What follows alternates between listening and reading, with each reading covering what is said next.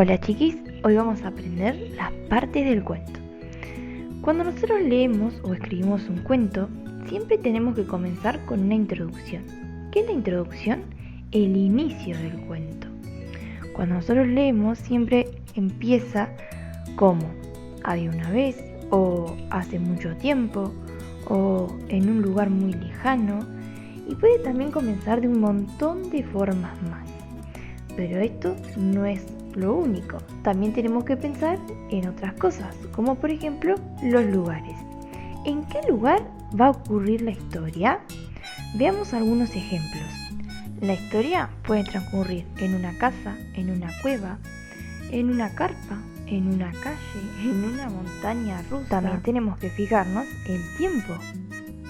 Por ejemplo, si está soleado, si hace frío, si hace calor, si es a la noche, durante el día, si es en otoño, en primavera, todo esto lo podemos describir en el inicio.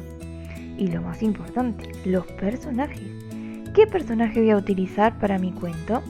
Puedo ser una princesa, un niño, una bruja, un burro. Eso sí, al personaje que elija lo voy a tener que describir muy bien. Voy a tener que poner cómo es, qué ropa utiliza, qué le gusta hacer.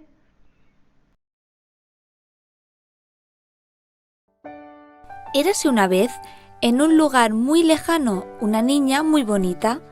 Su madre le había hecho una capa roja que llevaba siempre, y todo el mundo le llamaba Caperucita Roja. Un día su madre le dijo: «Caperucita, he hecho unos pastelitos de crema, y necesito que le lleves unos pocos a la abuela, al otro lado del bosque». Caperucita le dijo que sí a su madre, y se preparó para llevar los pastelitos a su abuelita. Antes de partir, su madre le advirtió: «Ten mucho cuidado, el bosque es muy peligroso y el lobo feroz merodea buscando niños a los que comerse». Una vez que escribimos el inicio, seguimos por el desarrollo. Que en el desarrollo, hay un problema. Por ejemplo, a Caperucita, ¿qué le pasa? Caperucita guardó el consejo y partió a casa de su abuelita.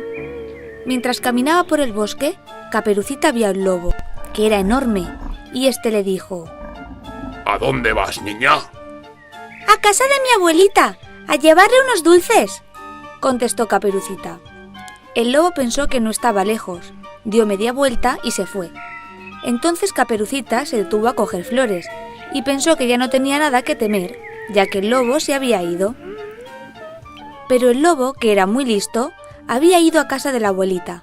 Mientras se acercaba a la puerta, un cazador lo vio y se quedó observando. El lobo llamó suavemente a la puerta y la abuelita abrió muy contenta pensando que era Caperucita. Entonces el lobo devoró a la abuelita, se puso una peluca y se metió en la cama a esperar a Caperucita. Caperucita llegó a casa de la abuelita, se acercó a la cama y vio muy cambiada a su abuela. «Abuelita, abuelita, ¿qué ojos más grandes tienes?», dijo. ¡Son para verte mejor!, contestó el lobo, intentando imitar a la abuelita. «¿Y qué orejas más grandes tienes?». ¡Son para oírte mejor!». «Abuelita, abuelita, ¿qué dientes más grandes tienes?». ¡Son para comerte mejor!». Y el lobo se abalanzó sobre Caperucita y la devoró. Una vez que apareció el problema, surgió el desenlace. En este desenlace tengo que resolver el conflicto. ¿Cómo los personajes van a resolver esto que les sucede? Veamos con Caperucita, ¿cómo se resolvió el problema? El lobo, del empacho, se quedó dormido en la cama de la abuelita. Entonces el cazador, que había estado vigilando al lobo, entró en la casa y rajó su vientre.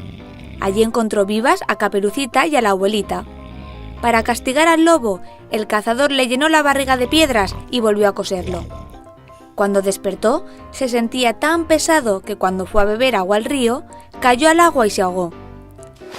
Y por último tenemos la parte más linda del cuento, el final, donde vemos qué sucedió con los personajes. Cada uno puede elegir si termina lindo o termina un poquito triste. Veamos con Caperucita.